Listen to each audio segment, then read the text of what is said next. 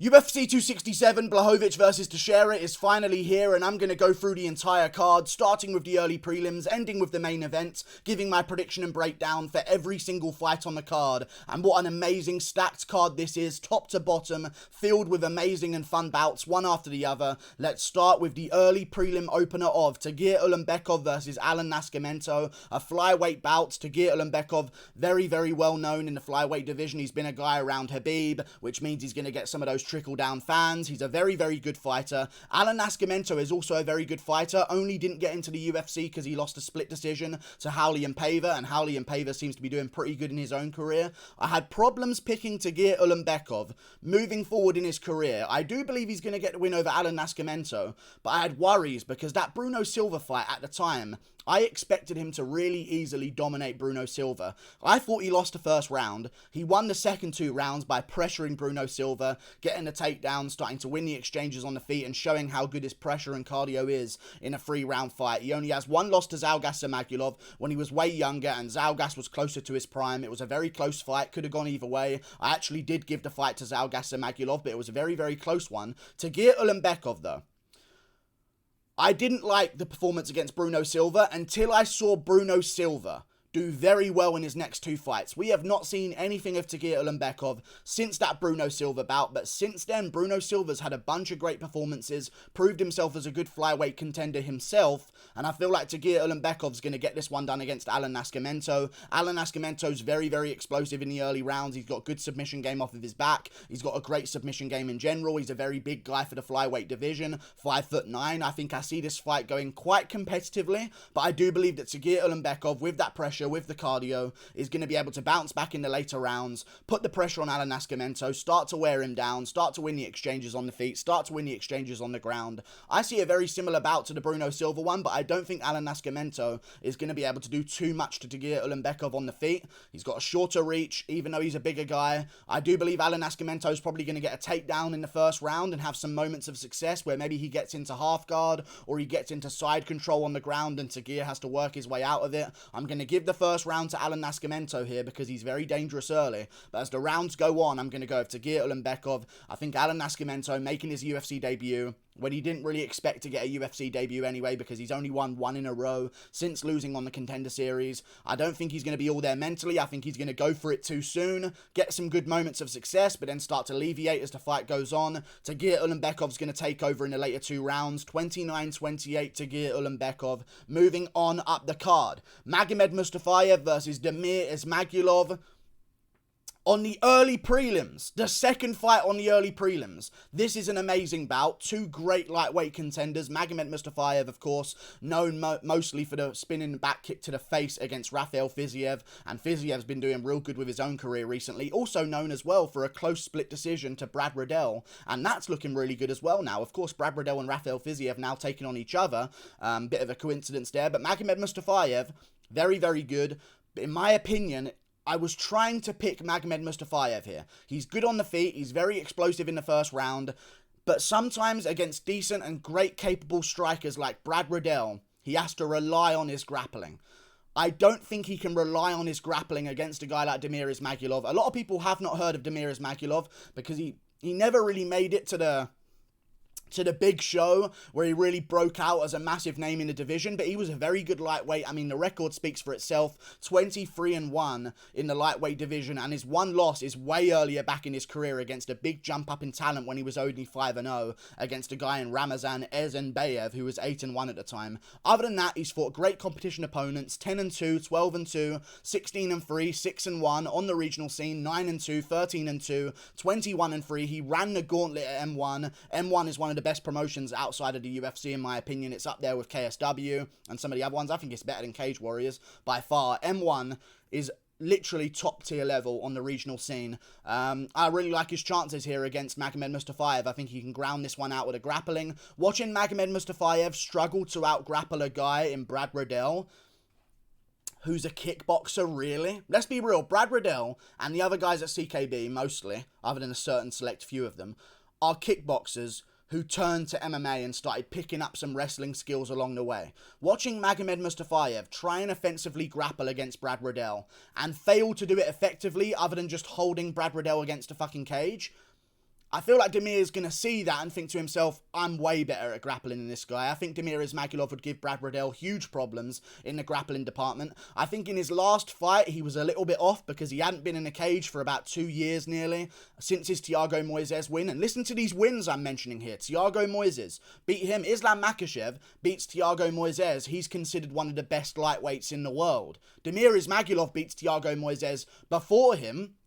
And no one cares about Damir Ismagulov. It's a very weird thing. Makhachev beats Thiago Moises, gets number 5 in the world in the rankings. Damir still isn't ranked in the lightweight division, I don't believe. Very interesting. He also beat Yoel Alvarez, an amazing win again. 7-0 undefeated Alex Georges at the time, which is a great win. I'm really going to trust Damir Ismagulov here. If this was his comeback fight against Mustafaev, and he never had this Rafael Alves fight, and he was coming back after 2 years to take on Mustafaev, I might actually pick first round KO Mustafaev. But because he's got back in there, he's fought recently, 5 months ago, he's getting back in there again, he's shaken off the cobwebs. I think we're going to see a better version of Damir Ismagulov. He's still the younger guy by far at 30 years of age compared to the 33 of Magomed Mustafaev. He also has a reach advantage on the feet, and I just think his grappling's way better than Mustafaev, who, let's face it, couldn't really out-grapple a kickboxer in Brad Riddell. I'm going with Damir Ismagulov here. I think he'll win it with his grappling in a very grindy fight. 30-27, unanimous decision. Mustafaev may have some moments where he lands a big shot, but overall, Damir Ismagulov will win this with his pressure, with his grappling, and with his stand-up as well. I'm going with Damir Ismagulov by decision. Moving on up the card, Yaozong versus Andre Petrovski. I'm going to go with Andre Petrovski here. Yaozong, I was going to pick him against Allan Amedovski because Allan Amedovski is not really that good of a fighter whatsoever. Andre Petrovski is pretty decent. I don't like the fact that he's taking this on short notice, but I do like the fact that he's staying active and getting right back in there because, let's face it, this guy lost on Tough. But he's still the guy who's now going to, pick up 2 wins in the UFC if he wins this weekend. First out of any of the Tough contestants. I mean, this guy's doing it right. 30 years of age. He realizes he doesn't have much time left to make some money. He's getting right back in there against Yaozong. It's a good matchup for him as well because typically the guy's the level of Yaozong, whatever his fucking dumb name is. The guys at the level of are not usually in the UFC at 3-2 on their record. So, I'm going to go with Andre Petrovski. Phenomenal grappler, great grappler. Sometimes he does slow down in fights, but Yaozong has shown a problem dealing with grappling in his bouts. He got beaten by Cyril Asker in the heavyweight division early on. It's not a bad loss to have because they are heavyweights and he was smaller than a lot of them, but typically he has lost his fights due to grappling opponents, and he hasn't even beaten anyone good either. I have no idea why this guy's in the UFC. I might have picked him against Amedovski just because of how fucking shit Amedovski is, but he beat a 2-3 guy, an 0-0 guy, and an 0-1 guy, and he took the 0-0 guy to the 3rd round. I don't understand why he's here, but they're looking to get into the China market. He's got great stand-up. I could see him outstriking Andre Petrovski quite clearly, but he's not really a physical specimen. A little bit soft-looking. I think he'll get taken down by Petrovski and choked out with an arm triangle choke in the 1st round at the very end of it. Andre Petrovski gets it done. I also like that Petrovski's staying active. That shows me that he's not going on holiday and getting fat and having to get back in shape. He's keeping the ball rolling, staying active, staying busy, staying in shape. I think he gets this one done by submission in the 2nd round. Moving on up the card, Makwan Amirkhani versus Lerone Murphy. Great matchup again on the early prelims of this card. You gotta go Lerone Murphy here. It's hard to pick underdogs on this card. I think I've got a few of them that I don't mind the idea of, but it's hard to go with underdogs so far on this card. I mean, Makwan Amirkhani, he don't want to be a world champ. Let's just say it how it is. No one who's gassing out against a short notice opponent in, what was his name, Kamwela Kirk, on short notice. Makwan was the one gassing out. Kamwela Kirk took that fight on like a week's notice. And Makwan is gassing out completely, winning the grappling exchanges, but doing no damage whatsoever. And that's a mindset thing, in my opinion. He could have been striking Kamwela Kirk on the ground, but no, Kamwela Kirk is the one who is doing all the work on the ground, landing big shots back, off of his back, landing punches. And Makwan just didn't accept any of it and just prayed to God that the judges would just give him the decision. I don't like his mindset. He's great in the 1st round, but Lerone Murphy has really good takedown defense. Really good takedown defense. And his close fight with with Douglas Silva the Andrade, again, doesn't look that bad, seeing as Douglas Silva the Andrade just fucking laid out cold Perillo, I believe his name was. Laid him out cold, flattened him in midair with a big shot. Douglas Silva the Andrade just still got it. Lerone Murphy looks even better. Had great wins so far in the UFC. KO'd Ricardo Ramos, who was trying to grapple with him for a bit, and showed that he has KO power from top control. Showed that he had good takedown defense as well in that fight. Good submission defense. I believe Ricardo Ramos was in the middle of attacking a leg. Lerone Murphy sort of circled out of it, landed big shots at ground and pound, put him out cold. Lerone Murphy gets this one done. He's got a strong base. He's a physical specimen. Very strong for the featherweight division. A big guy for the featherweight division. He's got a reach advantage over Makwan Amirkhani. He's got good cardio over 3 rounds. Very composed over 3 rounds as well. Doesn't get cocky. Doesn't get arrogant. Doesn't get overconfident. I feel like he's going to lose this one. Makwan Amirkhani is going to lose this one by TKO. I think it's going to be a bad KO loss due to ground and pound. I think he's going to end up on bottom or end up just getting a takedown in the second round sprawled. Lerone Murphy separates himself. Makwan kind of rolls to his back because he's tired of failing takedowns over and over. And then Lerone Murphy lands a couple of ground and pound shots. Makwan shells up. Lerone Murphy finishes the job. I think he'll just stuff takedowns until Makwan is just done and gassed. Lerone Murphy's got good knees in the clinch as well. He's got good body shots. Let's not forget as well, this guy signed up to the UFC. I believe it was UFC 242. I don't even know if that's true, but I hope it is. A Khabib card is the only reason I say 242. He signed up, took on Zubaira Tukhugov on short notice. Went to a draw with him. Zubaira Tukhugov is a good contender. I think he'd just beaten Kevin Aguilar at the time. Lerone Murphy took him to a draw in his debut on short notice and arguably could have won that one. Lerone Murphy's very good. I think he beats Makwan Amirkhani quite comfortably, and I'm going to go by KO as well. Moving on up the card, Shamil Gamzatov versus Michal Oleksiejczuk. Now, this is where it gets a bit tricky to predict, because Shamil Gamzatov, his name sounds Dagestani. Completely understand how some people would kind of want to see him win and believe that he's going to destroy everyone purely because his name is sounding Dagestani. He had a very close fight with Klidson Diabriu, but I think Klidson Diabriu is a very underrated contender. A very underrated contender. I know he lost that fight to Jamal Hill, but other than that, he gave Magomed Ankalaev some trouble in their fight. Cracked him on the chin, wobbled him at one moment, took him down in that fight as well. Klidson Abriu's no joke, and if Ankalaev is anything to go by, the fact that Ankalaev had a close fight with Abriu and then went on to do very well against other contenders in the division moving forward, I think I can use that as a placeholder here for Shamil Gamzatov's career. He came in, he didn't look good against Klidson, had a bit of a mediocre performance. It was a split decision. It shouldn't have been a split decision. It should have been a unanimous decision, 30-27 to Shamil Gamzatov. Maybe you could give the second round to Diabriu, but I just don't see it whatsoever. Should have been a clear win, but it was close. I'm using a placeholder here.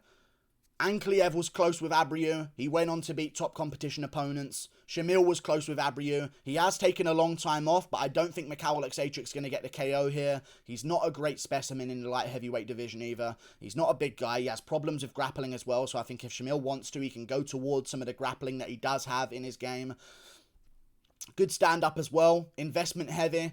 I just feel like Michal Oleksiejczuk's a little bit too one-dimensional. He looks for the KO blow. If he can't really get the KO blow, I don't really know what he does to try and get a win here, especially against a guy of Gamzatov's level. There's always a chance that because of the long layoff, there's a first-round KO for Michal. If you're going to pick Michal Oleksiejczuk, pick a first-round KO. I think that would be the most logical thing to do. But I didn't even think Michal Oleksiejczuk beat Modestas Bukauskas. I did when I watched it live. I watched it back, listened to the shots landed. I thought Modestas should have won that fight against him. And also, let's mention this.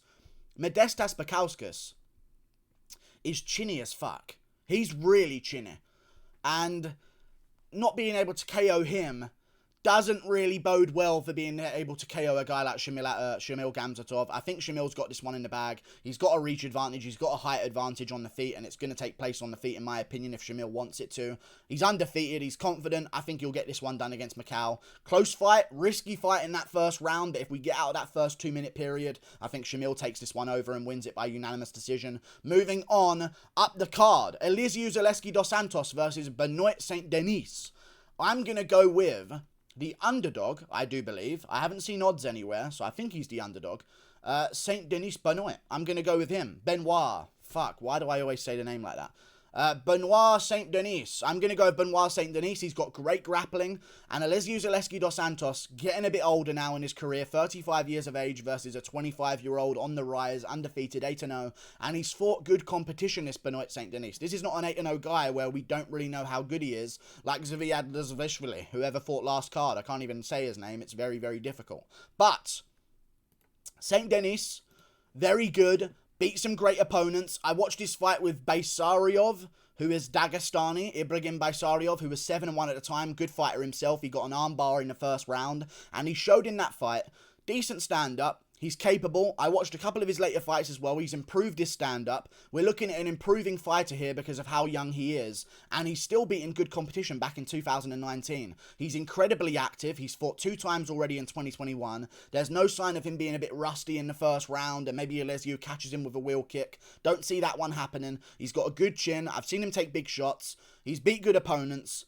He's fought good opponents early in his career, which shows, again, with no amateur fights, shows how much trust his gym has in him. He trains at a Bulgarian top team. Good gym.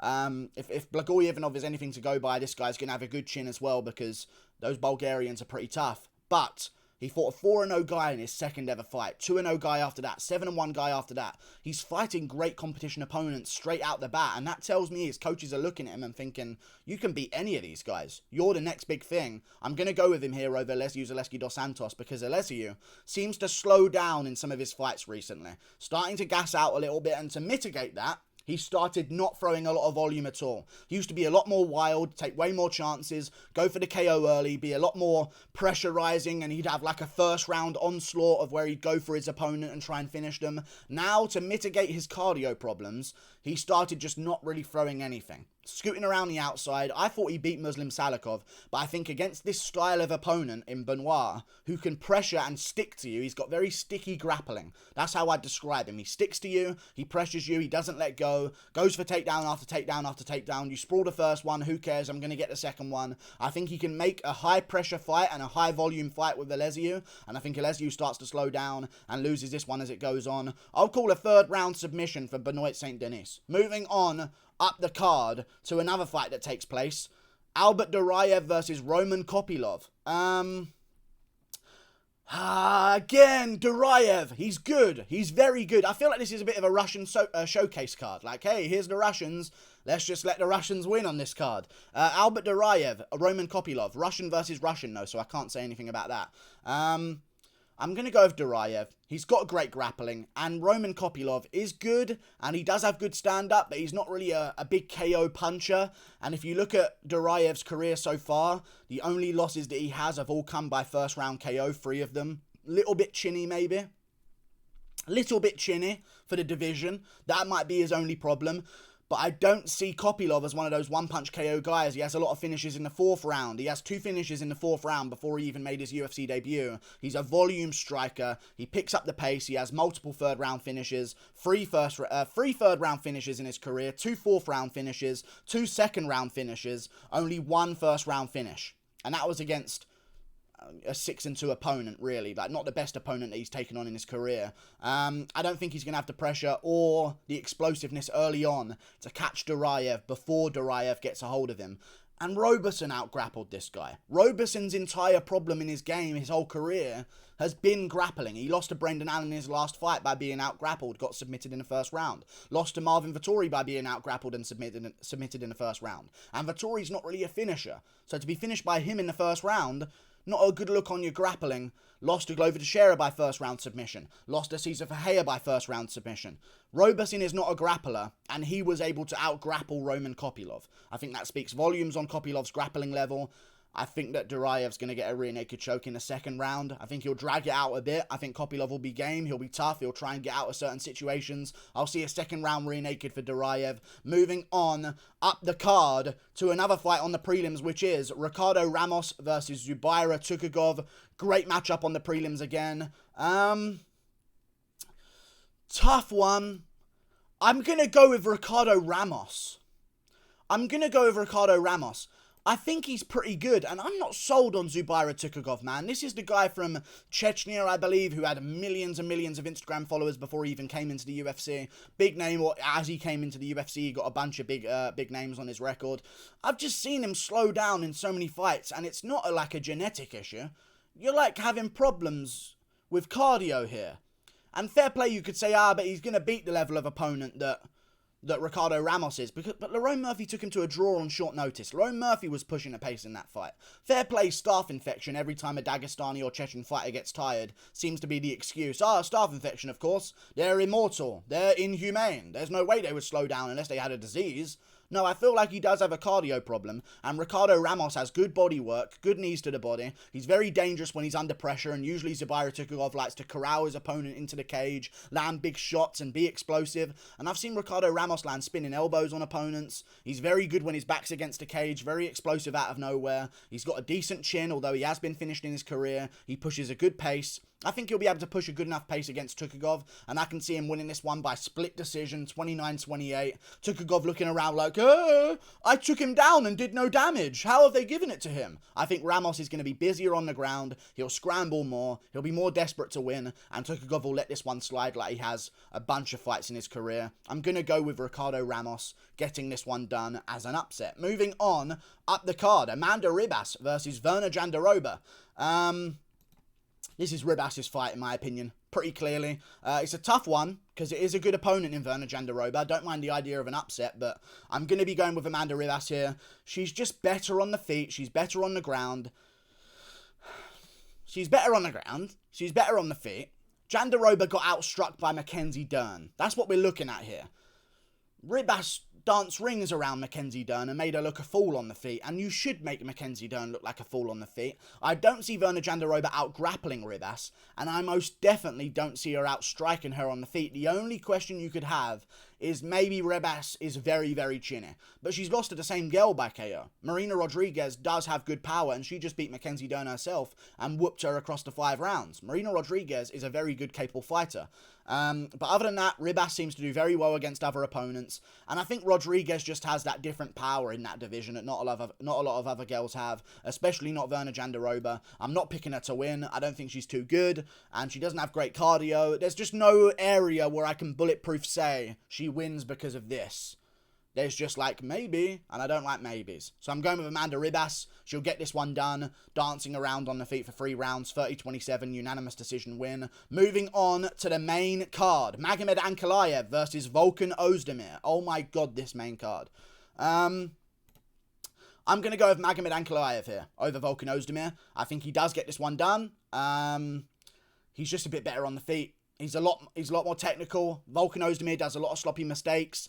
Ozdemir's got to get this win right now in his career as well. He is in a do-or-die situation. I don't like that 92% of people are picking Magomed Ankalaev. I hate that. That really annoys me. He's not that good. I get it, he's Dagestani. But that was a very close fight with Nikita Krylov that he had. 29-28. He lost the first round on the feet and in the grappling, but came back later on. I think his cardio is going to be a big factor here, because we've seen Volkan Ozdemir slow down against guys like Anthony Smith. Now, you could say this is a free rounder, but I still think that slowing down will happen. And Ozdemir, I think his confidence is going to be a little bit gone since his recent loss to Jiří Procházka, and he hasn't been in the cage for a very long time. And over a year and 3 months he's been out of the cage. And Magomed Ankalaev is a very dangerous guy in the first round. He's got KO power. I think Ozdemir won't want to be aggressive early, because he might get KO'd like he just did in his last fight. Before that fight, Ozdemir's chin has been really good. Now, fair play, he lost by TKO to Daniel Cormier, but that was because he couldn't get out of the position. He wasn't a KO'd opponent because of his chin. He just couldn't get out of the crucifix position. But since that KO to Jiří, I think that's a career changer in my opinion. And yeah, he can change some things and work with different people and start different things and come back, and I'm going to be better. But I feel like going in with the mindset of being KO'd in your last fight over a year ago and you haven't been active, I don't think he's going to be pressurizing enough that he has to do to beat a guy like Magomed Ankalaev. And I think he's going to give Ankalaev too much space to work. And if you give Ankalaev space to work, I think he's a very dangerous opponent. And he's also dangerous if you rush in. But I think that's the only way Ozdemir is going to win this one. I'll go with Magomed Ankalaev. I think it'll be a very close fight. I can see Ozdemir maybe winning himself a round. Maybe he even wins the first round slightly. I'll say 29-28. Magomed Ankalaev wins this one by decision. I don't see a KO happening. I just see a bit of a gun-shy Ozdemir not doing what he needs to do to win because of his last loss and the fact that he hasn't been in there for ages. Ankalaev's very good. I'll give him this win. He's got great grappling that he can fall back on as well. Ozdemir's not really the guy who's going to go, right, I'm not winning this on the feet. I'll try grappling out. Ankalaev has that option. I'm not winning this on the feet. I'll try out the grappling. And I think that's a big factor to have. It'll be in Ozdemir's mind that this guy could shoot a takedown on me at any moment. Ankalaev ain't going to be worried about Ozdemir shooting takedowns. In fact, Ankalaev does his best work when defending takedowns. I think that's the best part of his game. His takedown defense is very good. Good reversals, good sweeps, gets to back position from sprawling as well. Ankalaev gets this one done. Moving on up the card, Li Jingliang versus Khamzat Chimaev. I'm going to go with Khamzat Chimaev here. I've seen a few people picking Li Jingliang. I don't mind the idea, because he does have KO power, and he's very dangerous in the first round, and he's going to know going into this one, I'm going to flatline this Chimaev guy in the first round and show him what's good. I think Chimaev's just got the grappling. Like, Li Jingliang does not have that level of grappling in his game. Like, I've seen him out-grappled by people that have been out-grappled by others, and I don't think are the same level of grappler that Khamzat Chimaev is.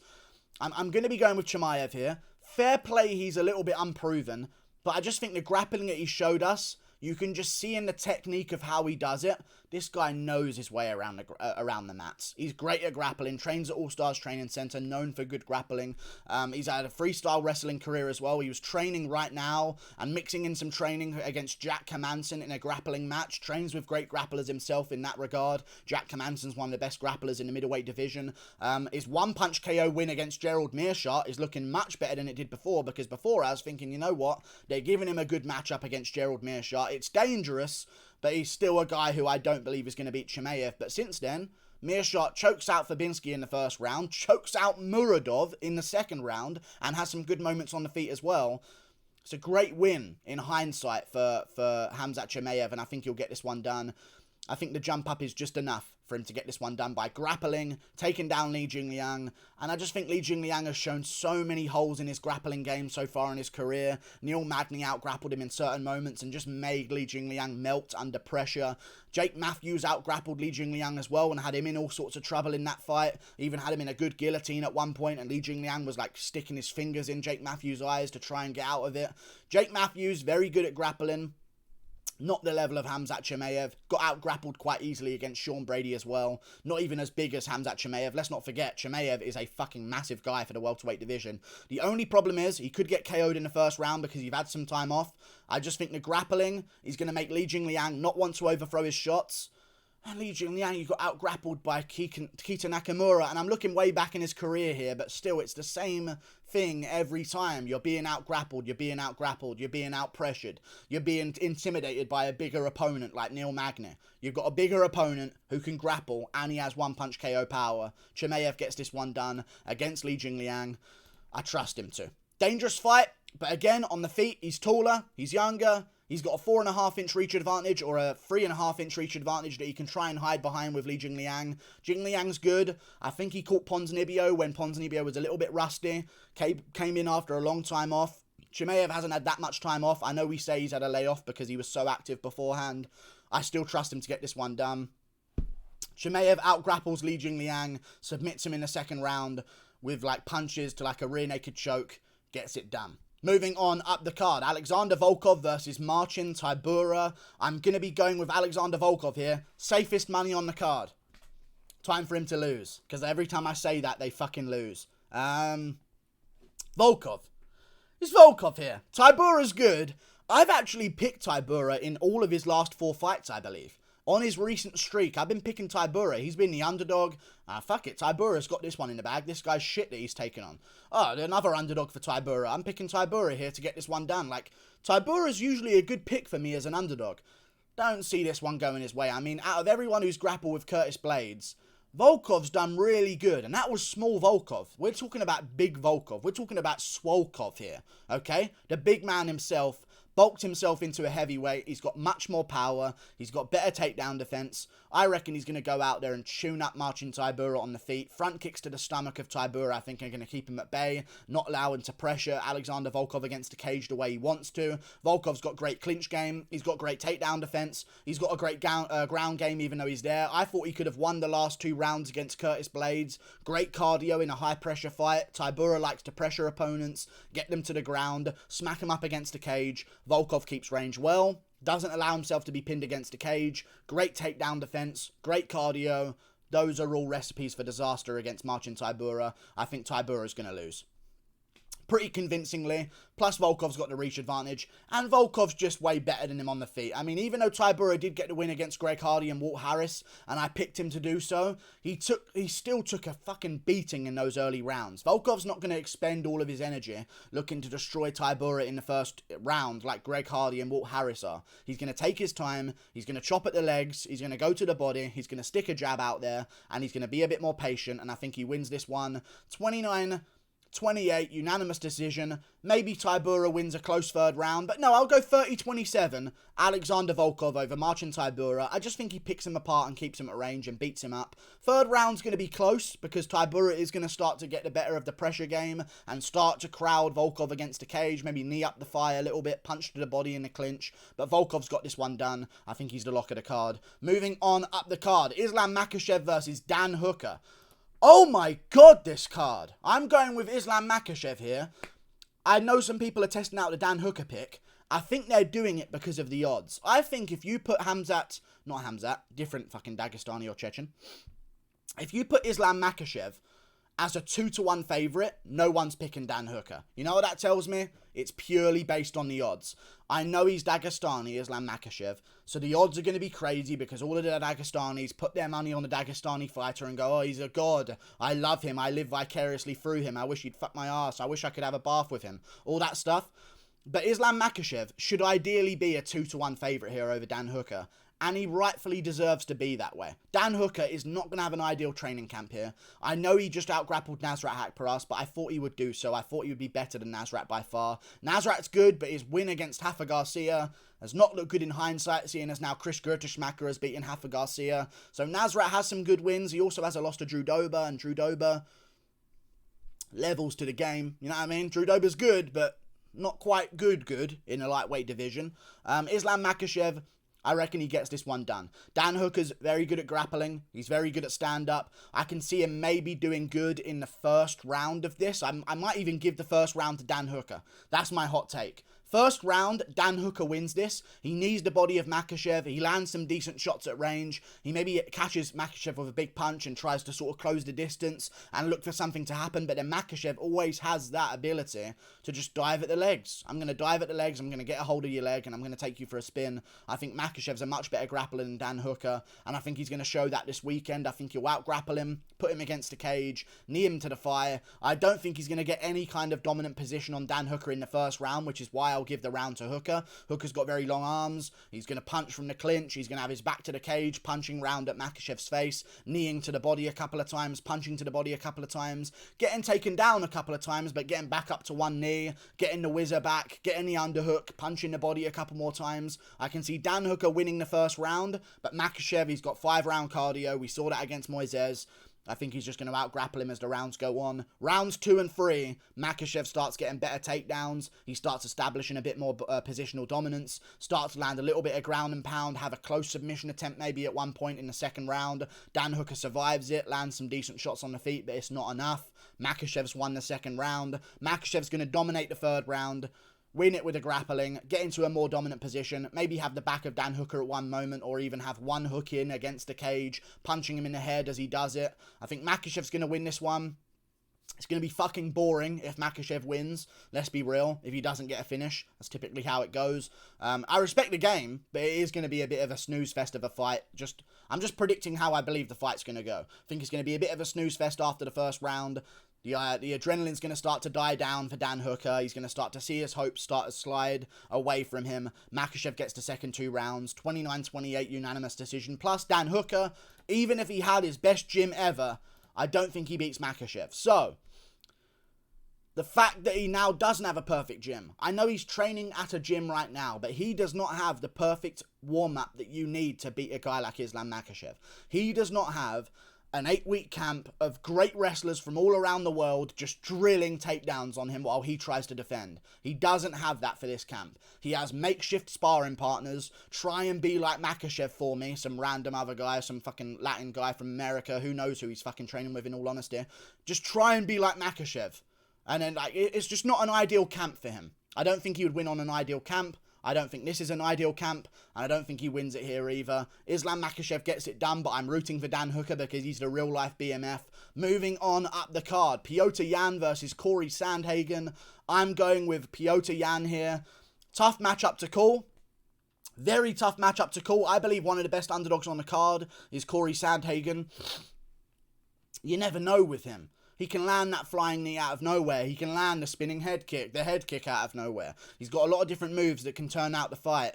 On short notice, not preparing for Petr Yan specifically. I know Yan hasn't prepared for Sandhagen specifically, but he's had a long camp. He's known this was his next fight date. He's prepared himself for this moment. Sandhagen is a big guy. I know he's probably kept his weight low, but he's going to have to make that weight cut. It's a tough weight cut for him. It's not really a tough weight cut for Petr Yan. I think Yan's going to give him a lot of problems here, and I think Yan's going to play it patient early, see what Sandhagen has. Maybe Sandhagen wins the first 2 rounds, but then Yan starts to catch some of those kicks, sweep the rear leg of Sandhagen, punch him to the body while he's in the ground while stacking guard, land big shots. Sandhagen might scramble a little bit, but when he gets back up, Yan's going to start chopping at his legs, shift him off of his feet. Corey Sandhagen's got a lot of good footwork. I believe Yan's going to go for some leg kicks here, but I also believe Yan's going to start to implement more of a grappling heavy game. Sandhagen gives up his back so much. Petr Yan's grappling is the best when he has his opponent's back. Every single great takedown he has is either from catching a kick, which Sandhagen throws a lot of, or utilizing his opponent turning their back on them. He has that sort of X sweep, I believe it is, like a cross sweep, where he switches his legs while he's got the body lock and just sort of throws him over himself. He did it to John Dodson. He did it to Uriah Faber when he hurt Uriah Faber in their fight. I think Sandhagen gives up his back so much. It's his main flaw in his game. The back that he gives up every 2 minutes in a fight. Yan's going to grab a hold of it, drag him to the ground, knee him to the body a couple times, punch, not the head. Fuck me. Jesus, if that happens again, just, God, I don't even know. Punch him a couple of times on the ground. Sandhagen might go for a submission, which means Yan will stand it back up, kick at the legs of Sandhagen while he's on the ground. And again, let's talk about Sandhagen here, because Yan is good. We know Yan's good. Sandhagen's got a real good chance. He could go out there and land a shot that finishes Yan. Body kick finishes Yan. Head kick finishes Yan. Flying knee might just finish Yan.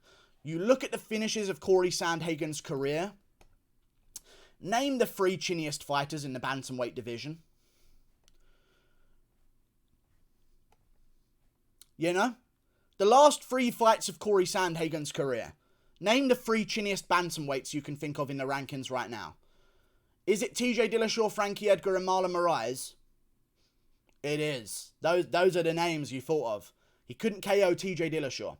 He KO'd Frankie Edgar, KO'd Marlon Moraes in the second round, which actually don't even look that good anymore because people have been doing it in the first, like Rob Font. I get they're doing it after Sandhagen has done it, which is a little bit more impressive, I guess. I don't think he has that KO power against everyone. He does have finishes in his career, but I think Yan's just so defensively aware. He keeps a very high guard. Fair play, his footwork's not the best, so that flying knee is an option, and he does hunch over into it a little bit, but I think he's so composed. He knows when big explosive movements are coming. He takes them very well. He recomposes himself, puts himself back in his little shell guard, moves forward, hunches over for the body shots, throws back afterwards, waits for your leg kick, then gives you a heavier leg kick back. I mean, don't see Sandhagen winning this one. I wanted him to beat TJ Dillashaw clearly if he was going to beat Petr Yan here. I get TJ Dillashaw's very good. He utilised taking the back of Sandhagen as well, but he didn't have an ACL, so he couldn't really put hooks in and do anything with that position. He just kept taking the back of Sandhagen and taking him down. Yan is so good when he's got the back. That's the only problem I have here. I think he'll utilise that so much, and it will start to slow down Sandhagen, and it will make Sandhagen more predictable because he doesn't want to be spinning around all over the place or using too much great footwork and movement like he usually does because he doesn't want to give up the back. I think Sandhagen loses. Dillashaw had one eye, one knee, and had 2 years off. Over 2 years off. And Sandhagen couldn't finish him and he couldn't beat him. So I'm going to go with Petr Yan here. And I think I'll go with Petr Yan by 4th round, 5th round TKO. Moving on up the card. Jan Blachowicz versus Glover Teixeira. I'm going to be going with Jan Blachowicz here over Glover Teixeira. I reckon he gets this one done by KO.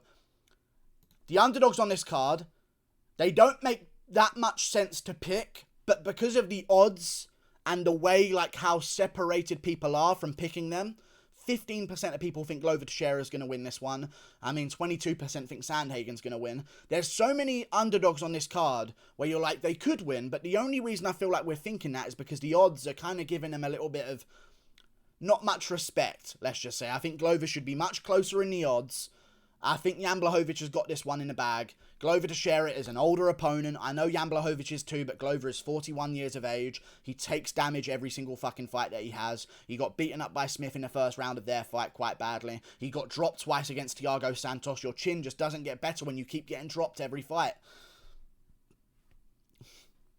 Don't like this one for him. He beat Thiago Santos, but he got dropped twice in that fight. He's had another year off in his career, and that's a long year to have off when you're a guy as old as Glover Teixeira. I think Jan Blachowicz, the thing that separates him amongst other Glover Teixeira opponents is good takedown defense, which we hadn't really seen evidence of with Thiago Santos, but we've now seen evidence of it with Jan Blachowicz. He showed good grappling defense. I think that's one of the main things that he's improved. He's now using grappling to his advantage, where it used to be his massive disadvantage. Used grappling very well against Israel Adesanya, timed those takedowns very perfectly. I believe he's going to have the grappling defense enough to beat Glover Teixeira here. Plus, he's a shorter opponent, which means he's going to be harder to get under, harder to topple over with a center of gravity. He's a very based fighter in the light heavyweight division. Very stocky, very powerful, got strong hips. I think he's going to be able to get the underhook position in the clinch, shimmy off the takedown attempts, and I think he's going to land a big shovel uppercut punch on Glover Teixeira in the first round and get himself a first round KO. I get that Glover has a chance, and there will be a comment saying, Team Glover all the way, he's going to win. Jan's too good. Give him his respect.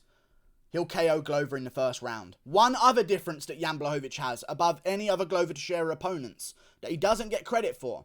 Jan Blachowicz, reach advantage, by the way, big deal in this fight when you're Jan Blachowicz and you have that kind of power on the feet. Good cardio, educated finisher. Very educated finisher. People are light heavyweight, they drop opponents. Blachowicz lights them out cold. Out cold, you're done. No more negotiation. There's no need for ground and pound shots. But when there is a need for ground and pound shots, when Thiago Santos KOs Glover Teixeira in the first round or drops him in the first round, he, oh my god, oh, finish, and runs in, rams his hips into Glover Teixeira and starts fucking rapidly hammer fisting his way like Yair Rodriguez to victory. It doesn't work. Glover gets the clinch. He gets the double leg. He starts driving through them. He starts getting back up. He's now on top. Thiago Santos has used a lot of energy going for a finish. He's on bottom. It's big problems. Santos was winning the grappling exchange in the second round. Let's not forget against Glover. He had moments on top himself. Again, when he drops him, he rushes in. Oh, gives him his hips. Big rabbit punches like Yair Rodriguez. Glover gets back up. Alexander Gustafsson, until the last round of that fight where he actually put out Glover for good, dropped him multiple times in that fight. But Glover, on the ground, sits up. Gustafsson, oh, finish. Oh my god, a finish. Runs in, gives him his hips, starts rabbit punching away. Stupidity again. No finishing instinct whatsoever. The one thing that Jan Blachowicz does better than all of them is finishing instinct. When he drops an opponent, he throws their legs to the side, he separates himself round to the side of them, and he drops nukes on their head from range. He keeps his legs back, they're not going to come up on a single leg, and he starts dropping hammer fists. I think he'll rock Glover in the first round badly. Glover will start to sit back up on the ground and start to look for a leg. Jan will be too separated, and he'll land those hammer fists from Poland and put out Glover in the first round. Like and subscribe. Thank you for watching. Click that button up there. Toodle pip. I'll see you later. Goodbye. What an amazing card. Glover's got a chance. I don't think he does it, but I know he has a chance. And it's annoying because I'm going to be very, very anxious when that fight starts. See you later.